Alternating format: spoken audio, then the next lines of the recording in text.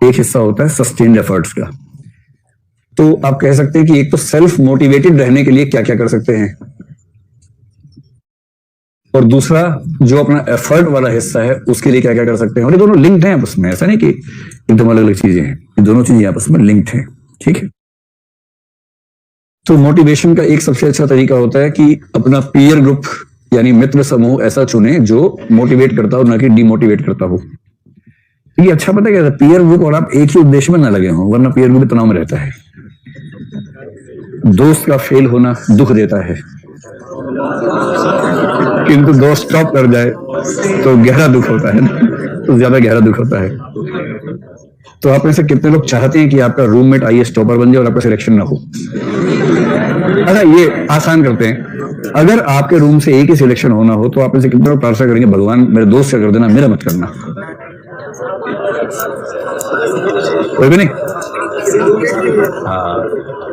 चलो, कितने लोग भगवान से प्रार्थना करेंगे, भगवान अगर हमारे रूम से पहला और दूसरा रैंक आना है तो मेरे दोस्त को पहला रैंक देना, मुझे सेकंड रैंक देना। ढिंडोरा मत पीटो, टाइम आएगा तो सबसे ऊपर रहोगे आप ही रिवाज में, अगर ऐसा हो गया ना। चलिए चलिए चलिए, तो पहली बात पीयर ग्रुप प्लस पेरेंट्स। इसके बाद एक तरीका होता है मोटिवेशन की, डायरी लिखना। बस ये ध्यान रखना डायरी कैसी लिखनी है। अच्छा, मोटिवेशन वाले में इमोशंस का रोल रहता है ना, ये बहुत विश्लेषणात्मक नहीं होती।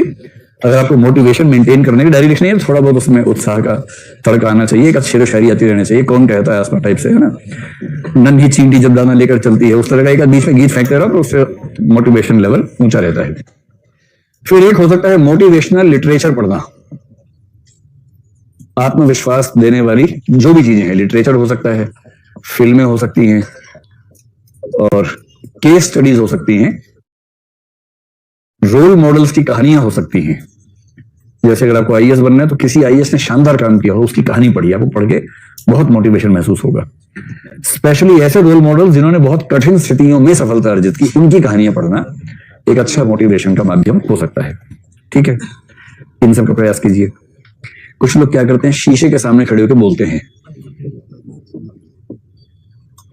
Speaking in front of mirror. तो मिरर स्पीकिंग कर लीजिए, तो शीशे के सामने खड़े होकर खुद को ऑडियंस मान के उसको भाषण देते पूरा विस्तार में, तुझे आईएएस बनना होगा चिंटू, आईएएस बनना होगा, खा कसम के आईएएस बनेगा। तो शीशे के अंदर बोलता है बनूंगा मैं आईएएस, और इस तरह से 5-8 मिनट का सेशन होता है, बाहर लोग कान लगा सुनते रहते क्या चल रहा है अंदर, और इस तरह से कॉन्फिडेंस आ जाता है। ठीक है, ये जो मिरर स्पीकिंग है, मोटिवेशनल, ये जो डायरी राइटिंग है, इन सब के लिए एक शब्द चलता है ऑटो सजेस्टिव मोड, जो मैंने पहले भी आपसे कहा था। ऑटो सजेस्टिव मोड का मतलब है खुद को लगातार सजेशन देते रहना। इसका एक तरीका और होता है, कुछ लिख लिख के मिटा दिया, डायरी में लिखा, कागज पे लिखा, फाड़ दिया, ये सब भी एक अच्छा तरीका इसका माना गया है। तो नोट राइटिंग जैसा, इसलिए किसी व्यक्ति के चरित्र को समझना हो तो रजिस्टर का आखिरी पेज देखो, क्योंकि शुरुआती पेज से कॉग्निशन समझ में आएगा सिर्फ। ऑटो सजेस्टिव मोड, और इसे साथ में लिखे नोट राइटिंग। नोट राइटिंग मतलब नोट छोटे छोटे लिखते रहना, जो खुद को आत्मविश्वास दिलाने के लिए होते हैं, उसको बोलते हैं नोट राइटिंग।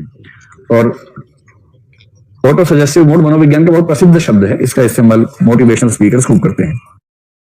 चलिए, यहां तक की कुछ बातें स्पष्ट हो गई आप लोगों को। एक तरीका और माना जाता है कि अगर आप चाह रहे हैं मोटिवेशन ना, तो ऐसे व्यक्तियों से लगातार मिलना जो आपकी जैसी परिस्थितियों में हैं, और आप मतलब बैकग्राउंड भी आपकी जैसी है, सपने भी आपके जैसे हैं, तो ऐसे व्यक्तियों से मिलने से संभावना बनती है कि क्योंकि संघर्ष एक जैसा है, तो लेकिन समान परिस्थितियों वाले व्यक्तियों से मिलना जुलना, समान परिस्थितियों वाले व्यक्तियों से मिलना, मिलते रहना, मतलब बीच बीच में। एक छोटा मोटा कंपटीशन अगर रहे ना तो उससे भी मोटिवेशन हाई रहता है। तो मोटिवेशन में एक चीज और लिख लीजिए, लिमिटेड कॉम्पिटिटिव एनवायरनमेंट, सीमित प्रतिस्पर्धात्मक माहौल में रहना। असीमित ना हो जाए, पता लगा रात दिन उसको हराने में लग गए, भूरी के क्या करने आए थे, मिल्खा सिंह था चप्पल लेने के, आगे निकल गया, याद है ना। तो प्रतिस्पर्धा कई बार इतनी दिमाग में आती है कि मूल उद्देश्य भूल जाता है आदमी, उससे आगे निकल गया, फर्स्ट आ गया, जबकि लेनी चप्पल थी उससे। ये जो लिखा है ना, इसको लिखा लिमिटेड कॉम्पिटिटिव एनवायरनमेंट, सीमित रूप से प्रतिस्पर्धात्मक माहौल में रहने का सरल मतलब यह है, रूममेट से कंपटीशन कर लो कि तेरे प्रीलिम्स में 82 नंबर आए, मेरे 81, अब अगली बार देख तू। अब इस चक्कर में आप जोर जोर से पढ़ रहे हैं, वो भी जोर से पढ़ रहा है, दिन पढ़ते जा रहे हैं, अगली बार दोनों 88 आ गए, दोनों फेल हो गए लेकिन दोनों 88 नंबर पे हैं। लेकिन एक कंपटीशन चल रहा है, अगली बार अब अगले मॉक टेस्ट में दोनों 95 पे, अगली बार दोनों 105 108 नंबर ले लिए। ऐसा जो कंपटीशन है, सीमित कंपटीशन, ये आपके मोटिवेशनल लेवल को हाई बनाए रखता है, इसका फायदा उठाना चाहिए। या करते भी होंगे थोड़ा बहुत ना, थोड़ा बहुत करना भी चाहिए, इसका फायदा होता है। चलिए, ऐसा कहते हैं competition improves quality to a certain extent, एक एक्सटेंट तक क्वालिटी इंप्रूव करता है, उसके बाद चीजें बर्बाद कर देता है। अब जो दूसरा पक्ष है, या एक अगर इसमें बात होता हो ना, तो आप जीवन में जो भी करना चाहते, जैसे आईएएस बनना है आपको, अपने उद्देश्य की महानता में विश्वास बनाए रखना। जो भी आपका उद्देश्य है, अगर आप अपने उद्देश्य को लेकर कन्विंस नहीं है तो दिक्कत आ जाएगी। ये विश्वास रहे कि आपका उद्देश्य बहुत ऊंचा है तो मोटिवेशन स्वभावतः ऊंचा रहेगा।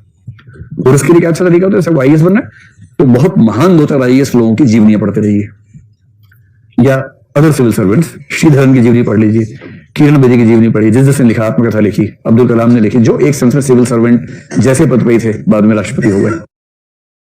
तो इस सब से एक सस्टेन मोटिवेशन की स्थिति बन जाती है। अब दूसरे पक्ष पर आइए कि आप अपना एफर्ट कैसे करें।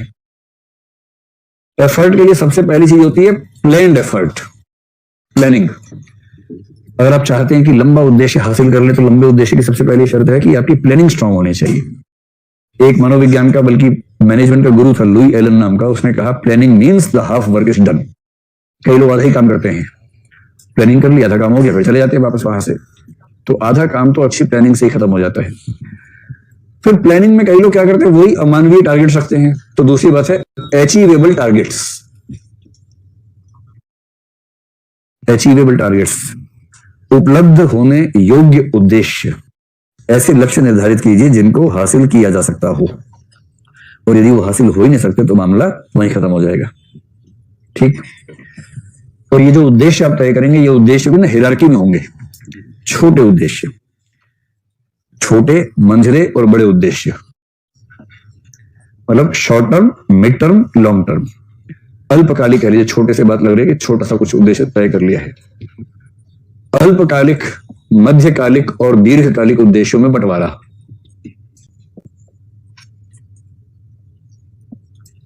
मैंने तो ये फील किया कि जिसकी प्लानिंग ठीक है और थोड़ा बहुत उसके अंदर सस्टेन करने की क्षमता है, सिविल सर्वेंट बनना बहुत आसान काम है, कुछ खास दिक्कत है